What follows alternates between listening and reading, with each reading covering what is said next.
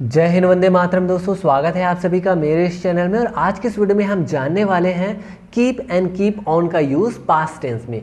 इससे पहले की वीडियो लेक्चर में हमने कीप एंड कीप ऑन का यूज़ प्रेजेंट टेंस में जाना था, और आज के इस वीडियो में हम कीप एंड कीप ऑन का यूज़ पास्ट टेंस में जानेंगे। तो दोस्तों, कई सारे सेंटेंसेस हैं जिनका यूज़ हम अपनी डेली लाइफ में करते रहते हैं। जैसे वह बात करती ही रहती थी, या ऐसा भी बोल सकते हैं वह बात करती ही रही। तुम पानी पीते ही रहते थे, या फिर तुम पानी पीते ही रहे। वह टीवी देखता ही रहा, या फिर वह टीवी देखता ही रहता था। तो इस तरह के सेंटेंसेस को हम इंग्लिश में कैसे कहेंगे, कैसे हम कीप एंड कीप ऑन का यूज़ पास्ट में करेंगे, इसी के बारे में आज हम इस वीडियो में डिस्कस करने वाले हैं। तो सबसे पहले हम जान लेते हैं कि कीप या फिर कीप ऑन का मतलब क्या होता है। कीप एंड कीप ऑन का मतलब होता है जारी रखना या किसी चीज़ को कंटिन्यू रखना, किसी काम को कंटिन्यू रखना या जारी रखना।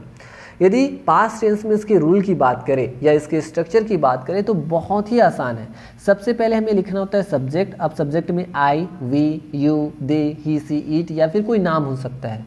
उसके बाद हमें लिखना होता है कैप्ट ऑन या सिर्फ कैप्ट। देखिए, कीप की जो सेकेंड फॉर्म होती है कैप्ट होती है, तो इसलिए यहाँ पे हमें लिखेंगे कैप्ट।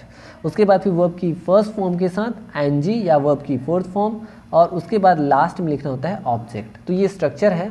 अब जैसे ही हम सेंटेंस को नेगेटिव बनाते हैं तो यहाँ पे डिड नॉट का यूज़ करेंगे, और ये जो कैप्ट है सेकंड फॉर्म में है, second and third form same होता है, यहाँ पे ये सेकंड फॉर्म में है, वो फिर से अपने फर्स्ट फॉर्म में आ जाती है, और इस तरह से कीप ऑन का यहाँ पे हम यूज़ करते हैं। उसके बाद फिर वर्ब की फर्स्ट फॉर्म के साथ एनजी, उसके बाद फिर ऑब्जेक्ट।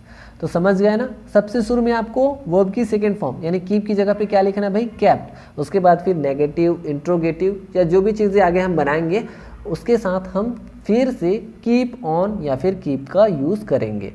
एग्जाम्पल देखते हैं। तुम पानी पीते ही रहते थे, या इसे हम हिंदी में ऐसा भी बोल सकते हैं तुम पानी पीते रहे, या फिर तुम पानी पीने लगे, ऐसा भी हम बोल सकते हैं। तो you kept on taking water. आप चाहें तो टेकिंग की जगह पे हैविंग का यूज़ कर सकते हैं, ठीक है। You kept on having water. Having का मतलब भी लेना होता है, पीना होता है, खाना होता है। टेकिंग का मतलब भी खाना पीना होता है, लेना होता है, ठीक है। You kept on taking water. आप चाहे तो यू कैप्ट टेकिंग वाटर भी कह सकते हैं, ऑन को हटा सकते हैं। तो आप समझ गए ना कि कैसे हम सेंटेंसेस को बना सकते हैं। और भी एग्जाम्पल्स देखते हैं। जैसे वह बात करती ही रहती थी, या वह बात करती ही रही। She kept on talking. She kept on talking. Talk means होता है बात करना। She did not keep on talking. वह बात नहीं करती रहती थी, वह बात करती रहती थी। She kept on talking. वह बात नहीं करती रहती थी। She did not keep on talking. तो इस तरह से हम नेगेटिव सेंटेंसेस भी बना सकते हैं। देखिए, राधा पढ़ती ही रहती थी। Radha kept on reading the book.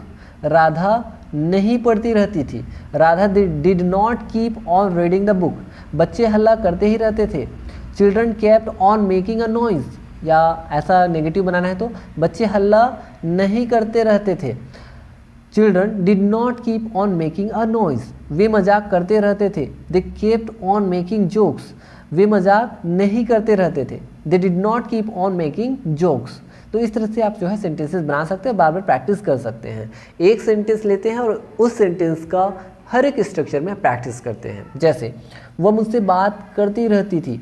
C kept on talking to me. वह मुझसे बात नहीं करती रहती थी। She did not keep on talking to me. क्या वह मुझसे बात करती रहती थी? Did she keep on talking to me. क्या वह मुझसे बात नहीं करती रहती थी?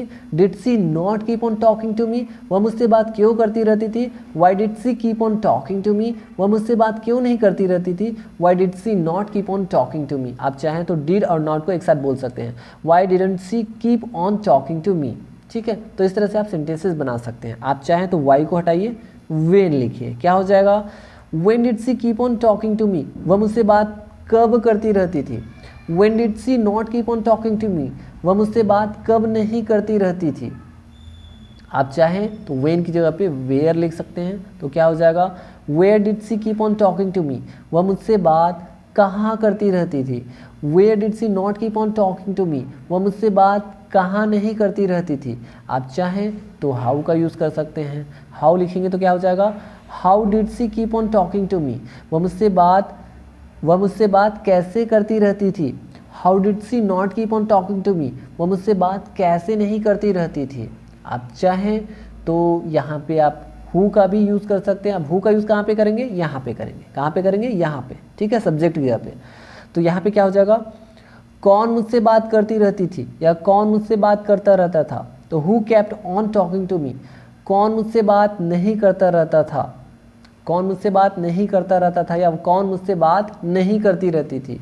तो who did not keep on talking to me, ठीक है। तो समझ गए ना, यदि लड़का है तो करता रहता था, लड़की है तो करती रहती थी। तो इस तरह से आप ज़बरदस्त तरीके से प्रैक्टिस करिए और भी सेंटेंसेस लीजिए। पिछले जो सेंटेंसेस हमने देखे हैं उन सेंटेंसेस को लीजिए और ऐसे ही यदि आप सीक्वेंस यदि आप प्रैक्टिस करेंगे तो आई होप कि आप बहुत जल्दी इंग्लिश बोलना सीख जाएंगे। आपकी जो टंग है, आपकी जो जीभ है, उसको आदत बन जाएगी और आप सोए नींद में भी बोलना स्टार्ट कर देंगे। तो आई होप दोस्तों कि आपको आज का जो वीडियो लेक्चर है काफ़ी अच्छे से पसंद आया होगा। तो मैं मिलूंगा एक इंटरेस्टिंग लेसन के साथ नेक्स्ट वीडियो में। तब तक के लिए थैंक यू।